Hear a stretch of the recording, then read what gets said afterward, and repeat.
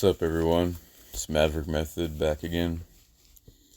New video, and yeah, I got some stuff to talk about today. It's some deep stuff.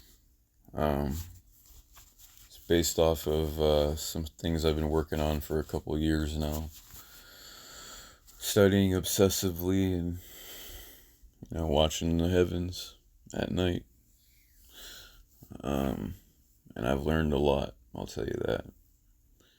And I have a goal to make astrology whole again, so we can use the actual heavens and have charts and things like that line up, since tropical is disaligned with nature. It's disaligned with the actual planets and stuff and constellations and where they actually are. And through my explorations and my studies, I've found that, and I know a lot of people aren't going to like to hear this, but there's actually 13 signs, 13 zodiac signs. And it has nothing to do with this Ophiuchus thing. This Ophiuchus, however you say it, Ophiuchus thing. 13 signs and stuff. It has nothing to do with that. That is not, based on any truth. It's just people basing it off of the fact that part of Ophiuchus stars touch the ecliptic, and therefore it must be part of the zodiac. But there's no truth in that. What I have discovered is an actual a pattern that replays itself, letting me know that it has truth in it. It's consistent within nature. And we're gonna get into that in this video. So let me get a swig of water really quick.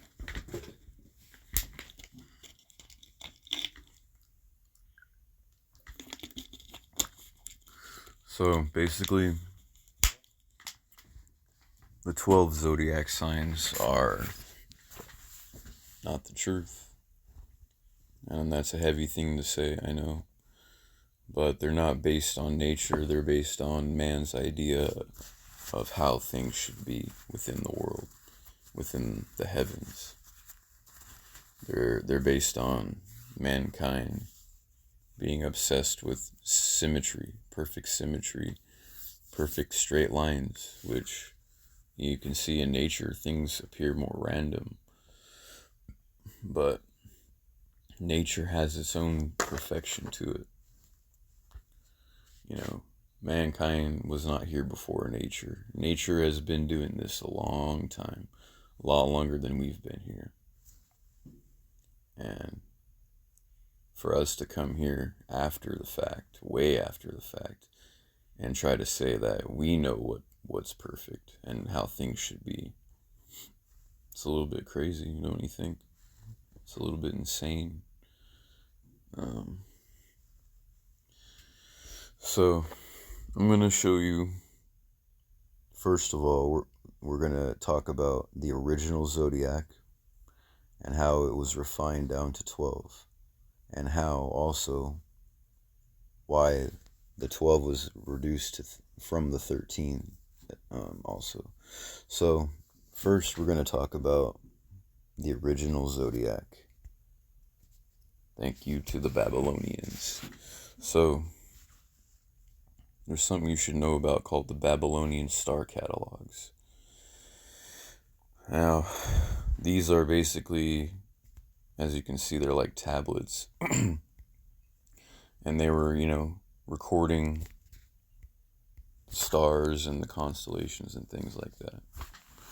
And from their records, they were able to create, their zodiac. So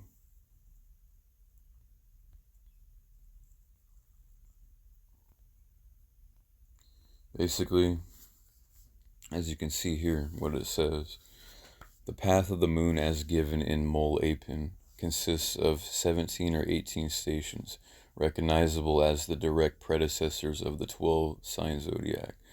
At the beginning of the list, Mole, the Pleiades, corresponds to the situation in the early to middle Bronze Age when the sun at vernal equinox was close to the Pleiades in Taurus, closest in the 23rd century BCE, and not yet in Aries.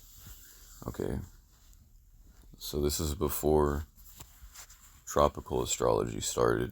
That's when Aries was at the it was at the vernal equinox, because the planets or the constellations are always shifting thanks to the precession of the equinoxes. Now, so as it says, the original zodiac was based on the moon, not the sun. Well, it was partially based on the sun. I'll explain why. But the constellations themselves are based on the moon. And if you know about nakshatras, also called lunar stations or lunar mansions, these are basically the moon stops throughout its orbit, throughout like the zodiac, where it stops. And how they did it was based on pretty much just the constellations and their boundaries. So it says 17 or 18 constellations. In my opinion, there were 17, and the issue they're having deciding is, in some, like down here it says like some of the list like the tails, the great swallow, and the goddess Anunitu, or the stag, as all individual constellations. But in the other ones, the tails are not in there, and then it just has the swallow, the great swallow, and the goddess Anunitu, which makes 17. And there's another one I've been reading on, the Mole Apin, which is in the Babylonian star catalogs. This one shows 17. You see, it shows 17. And I agree with how this one is set up. And as you can see, like I said, the tails of the great swallow and then the goddess Anunitu. So it has those instead of the other one.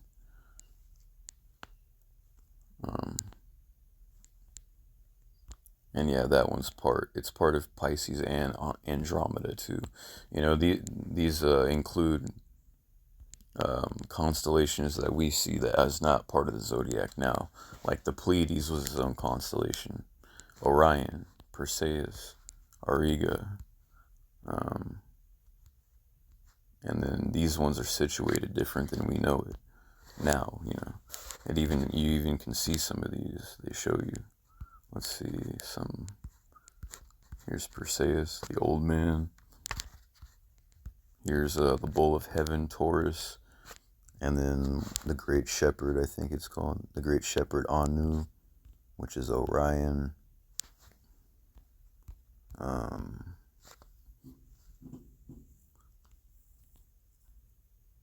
So yeah, this is the original zodiac. It's based on the moon, and also it's also based on the sun's 4 points that it creates with the 2 solstices and equinoxes. Because the reference for like the beginning of the zodiac, there's 360 degrees, but we start with the vernal or the spring equinox, because that's the time when the light returns. It's cold all winter, everything dies off. Certain animals hibernate, others, they fly south like birds, and all kinds of things happen. People stay inside with the heat on, and it's kind of a dark time. It's kind of a reset period. And when you get to the vernal equinox, the beginning of spring, the light returns and things start growing again. And the herbivores get food. They get to eat their plants. The carnivores get to eat their meat. They get to hunt the herbivores. And everyone gets fed. Animals are mating, breeding. Life. It's all about life. It's all about the beginning. That's the beginning, the beginning point. So those 4 points, along with how they track the moon, that's how they got this original zodiac. And I'm going to show you quickly, what it would have looked like. I didn't make this, but it's pretty accurate. So this line, you can see the dotted, there's like a dotted line in a circle going around. That's the ecliptic. And then there's the four, that across the 4 lines. This one is spring, the bottom one is the summer, this one is fall, and then this one's winter time. And you can see the beginning, the first one is the star cluster, or the Pleiades. Then you got the bull of heaven, you got the true shepherd Anu, which is Orion, you got the old man Perseus, the great twins Taurus. But then you got all these cool, constellations we don't have now, like the wagon, the plow, or the wagon of heaven. That must be the North Star, or whatever. This must be the Big Dipper, the wagon. So yeah, there's a lot of cool. You can follow this around. You can see all the constellations: crab, lion, the furrow, scales. They even got Scorpio, how it originally was, with the claws being part of Libra, basically, before they divided it. Like, if you look at Scorpio now, it's like a Scorpio with its arms cut off, its claws cut off. So, Pablo-Sag, I think that's how you say it. That's what Sagittarius comes from. You can see the Sag in the name. And that was one of the gods of the Babylonians, I guess. The goat fish. This is Aquarius, the great one, standing on the fish, which is, what is it called? Pisces Australis, or whatever. The southern fish. It's got a Fomalhaut star within it. And there's the swallow and the fish. Yeah, freaking cool. So what happened is, eventually, we get to the point where they refine this down to 12 signs, right? They did this, like I said, when Aries, the goat right here, or the ram, I mean, and like I said, the stars precess, they drift. So this constellation, the ram, drifted and became the first sign. It replaced the Pleiades, and that's when they started tropical astrology, like the 12 signs that we have now. And so what I want to tell you is how they got to the point of refining it to 12. All right, now stick with me with this, and I'm going to try to explain this the best I can. Now, like I said, it's very important to understand the vernal equinox, the spring equinox, and the 0 degree of the 360, the very first degree, the 0 degree of Aries. It's important to understand this is the beginning of time. If you look at the zodiac as a story, this would be the beginning of the story. This is when the sun emerges and life, life returns, or life was created from this point. You want to line up the moon with the sun at this 0 degree. So 0 degree sun, it is basically 0 degrees Aries, sun and moon. Okay, when the sun and moon are together, it's a new moon, like you're seeing on the screen right now. Okay, so there is, I call it a dance between the sun and the moon. And the sun and the moon are what allowed us to measure time and track time and understand time.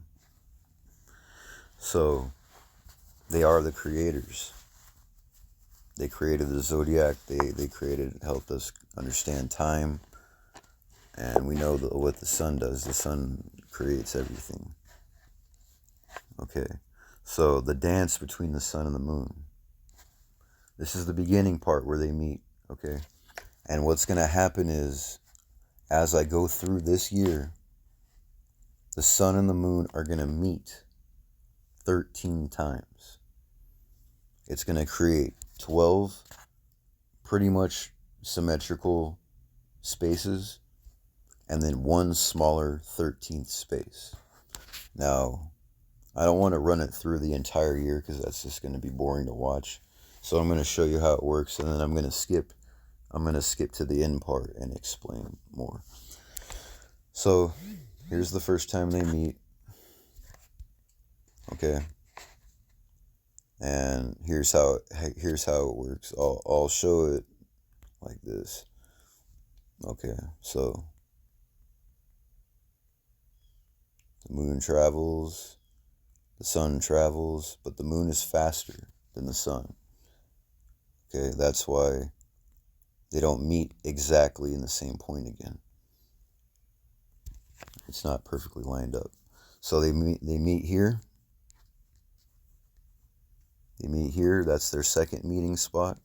So we started about like right here about. So in between that first point when they met and the second point when they've met, you created a space. Okay? I'm showing you how the zodiac constellations are made. So this is a space we've created.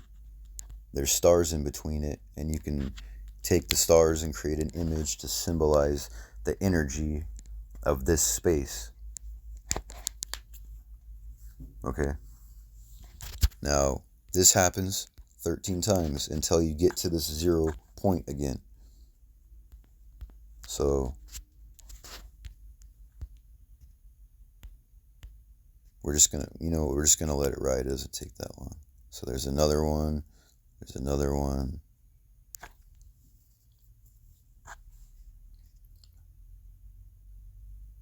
It's gonna go all the way till March 9th. That is the 13th. Okay, we overshot it.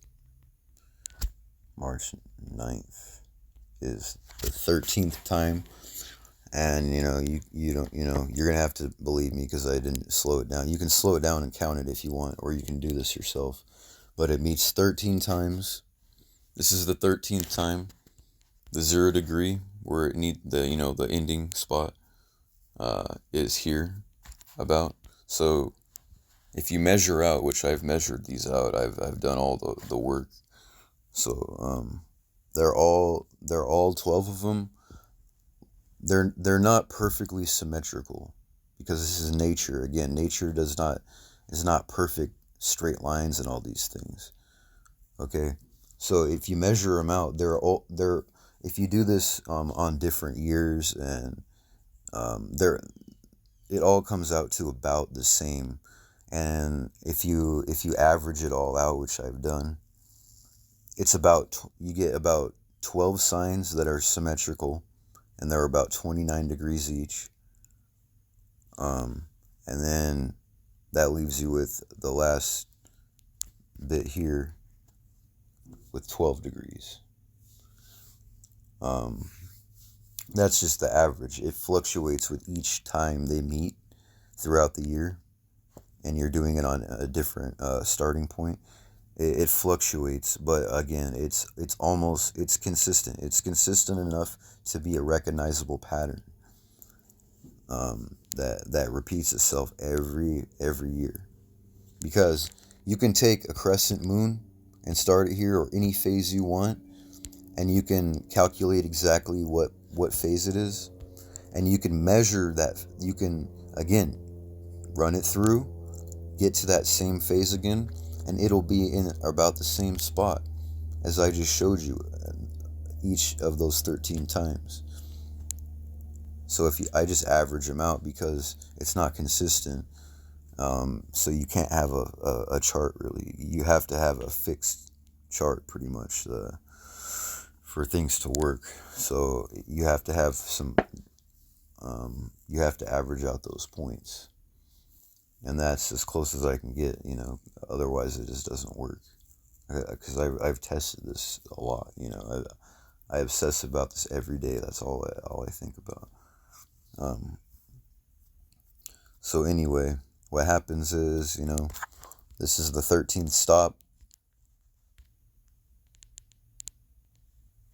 Okay, and then,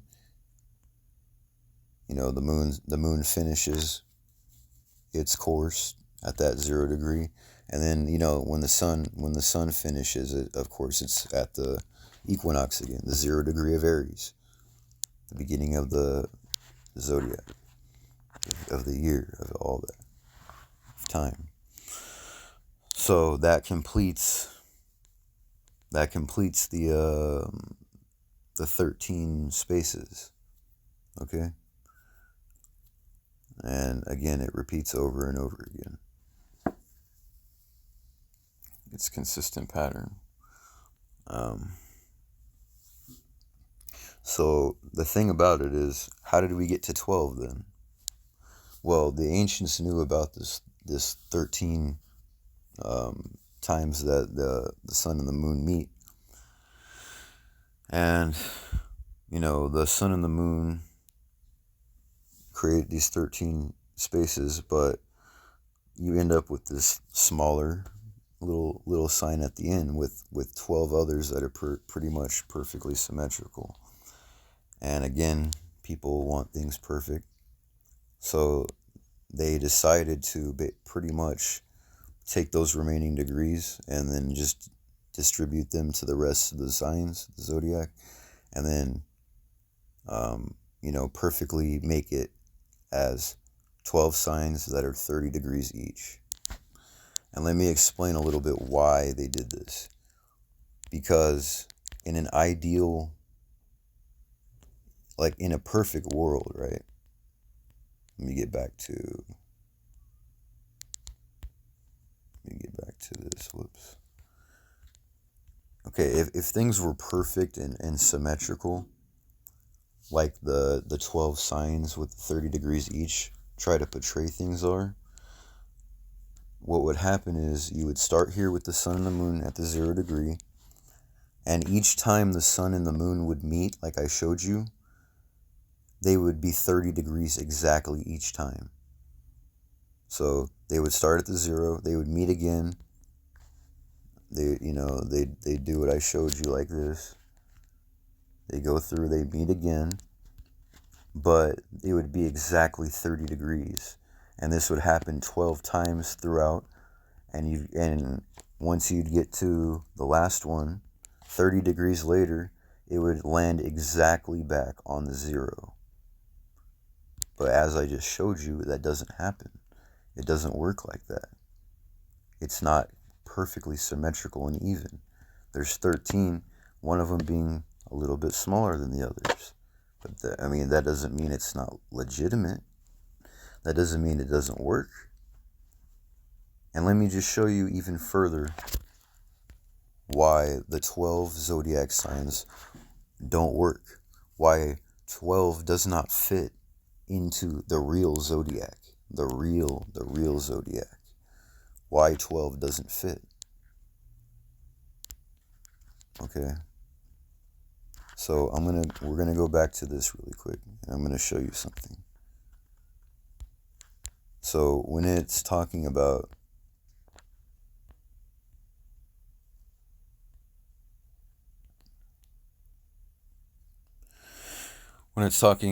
like where the furrow and the balances start, you can see that the furrow starts at Virgo, but north of Spica, the star Spica. And I'll show you that in a bit. The balance, which is Libra, the next sign, is Libra, the constellation itself, but part of Virgo south of Spica. Okay, now I'm gonna show you what I'm talking about with this. Okay, now we're going to go 67 BC. And the reason I go to 67 BC is because at that time, the vernal equinox started right here, pretty much right where Aries starts. So it's basically the time, if you looked up, the actual constellations would pretty much line up with the chart that we use. I hope that made sense, but anyway, we're gonna get to this part. So Virgo is the issue I have. Okay.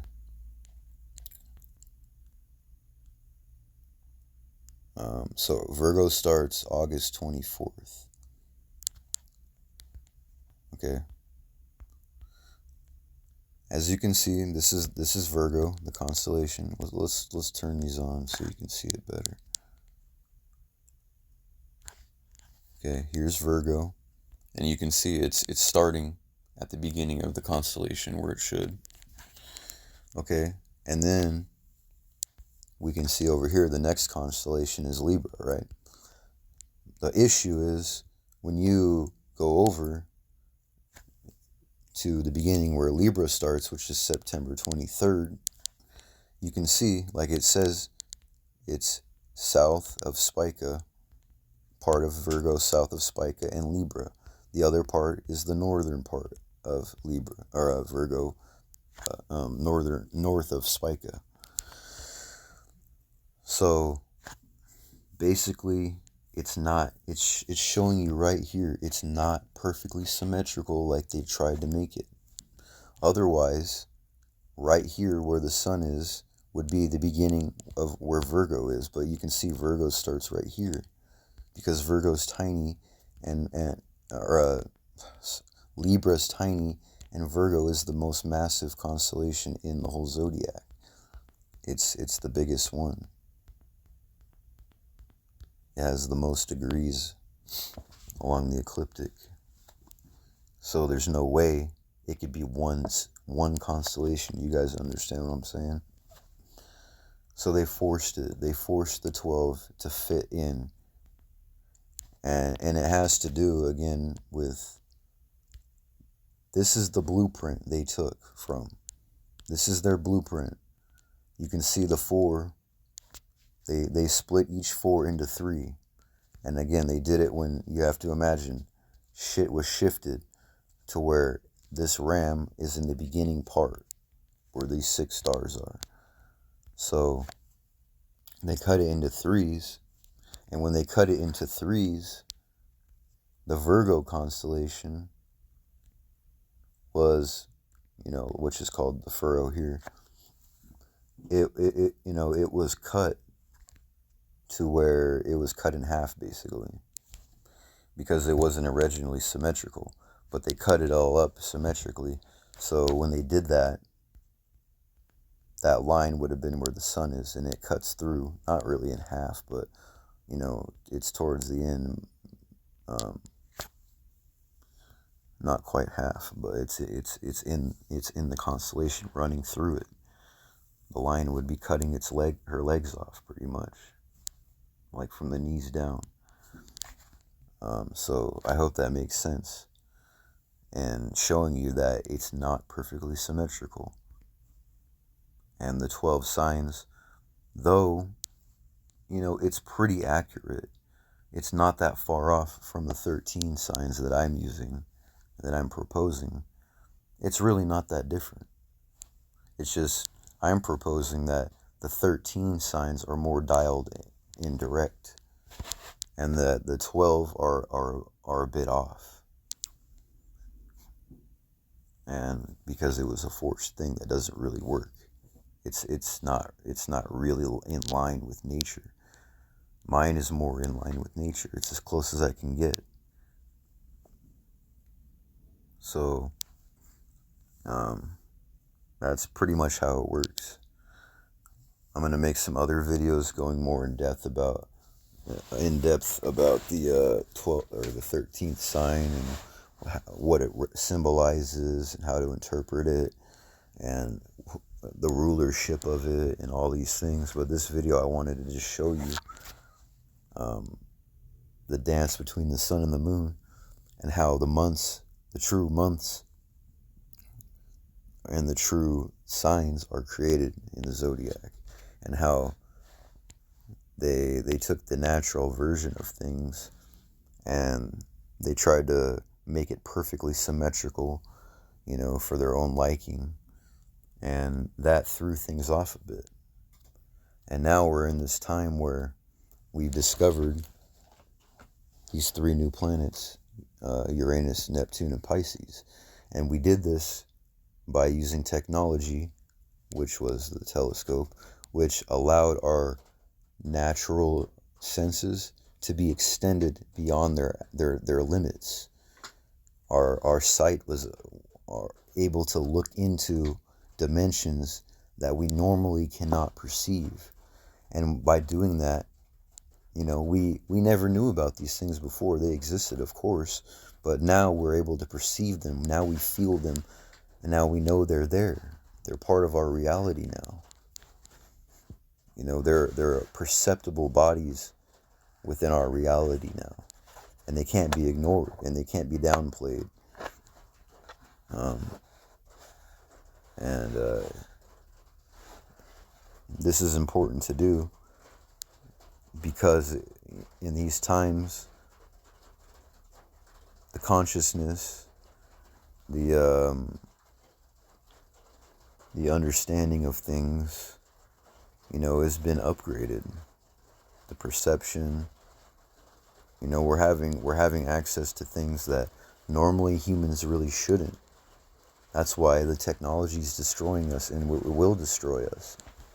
And that has to do with, Uranus, and because Uranus is the first one we found out of those 3. And it deals with technology and Aquarius and things like that. It deals with technology. It deals with, innovation in higher, in higher things, higher innovations.